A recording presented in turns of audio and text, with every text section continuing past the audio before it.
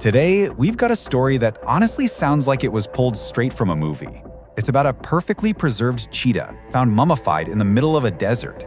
So let's get into it and figure out how this one impossible corpse is literally rewriting the history of an entire region. And just look at this. What you're seeing isn't a fossil, it's not a skeleton, it's the actual body of a predator, perfectly preserved for 2,000 years. A discovery that really shouldn't even be possible. And that brings us to the big mystery here. We all know cheetahs, right? They're animals of the savanna, of these huge open grasslands. So how in the world did one end up perfectly mummified in the middle of the Arabian desert? Well, that's the exact question we're here to answer. To really understand the how, we've got to start with the where and the what. So let's go right back to the moment of discovery. So picture this, it's 2024. Researchers are exploring this really deep, remote cave system in northwestern Saudi Arabia when they just stumble upon something incredible. It wasn't gold, it wasn't ancient artifacts, it was the naturally mummified body of a cheetah. But this wasn't just any old cheetah. What these scientists had found was an amazing biological time capsule, a messenger from a world that vanished a long, long time ago. And get this, radiocarbon dating confirmed its age. 2,000 years old. This animal was walking the earth around the same time the Roman Empire was at its absolute peak. It's just a mind-blowing number for a specimen this well preserved. And the condition it's in, it's just astounding. We're talking about soft tissue that's still intact, patches of fur still on the body, and even claws that are still sharp. And this was all possible because of the cave itself. The dry, stable air acted like a natural vacuum seal, protecting the body for 2 millennia. And this is the real game changer. Before this discovery, the whole idea of cheetahs in Arabia was just a theory, a hint from old records. This mummy is the first undeniable physical proof that they were actually there. It's just a perfect example of how archaeology works. For years, you had scientists looking at these faint drawings of big cats on rocks and reading vague descriptions in ancient texts. But this one cheetah, it turns all that academic speculation into cold, hard fact.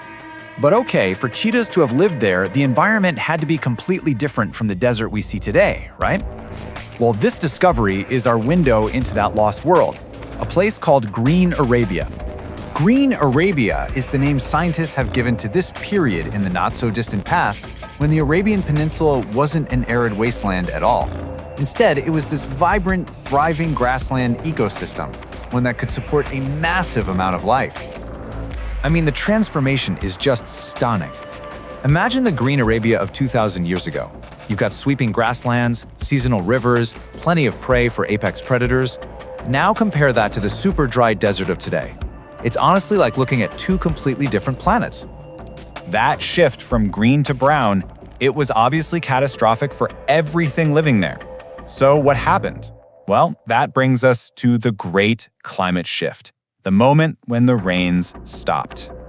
So yeah, what exactly happened to this lush world? How does a landscape that's just teeming with life, a place that can support cheetahs, turn into one of the driest places on the entire planet? So this change didn't happen overnight. It was this slow, grinding process that actually began about 6,000 years ago as monsoon patterns started shifting away.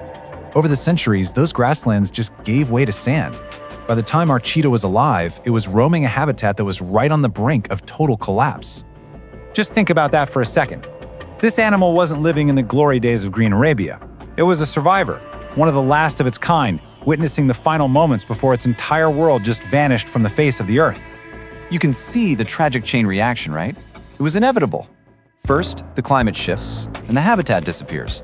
Then, as the grasslands vanish, so do the prey animals, the gazelles, all the herbivores.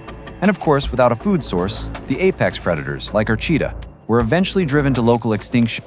You see, this discovery isn't just about one animal or one part of the world.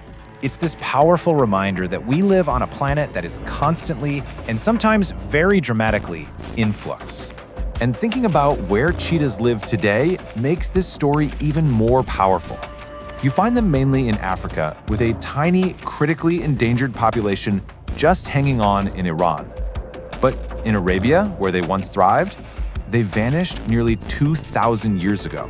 At the end of the day, what this discovery really drives home is that the world map we know is just a snapshot in time.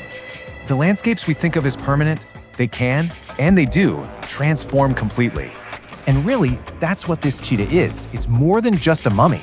It's a perfectly preserved time capsule from a lost world. A physical message sent 2,000 years into the future to tell us about the past.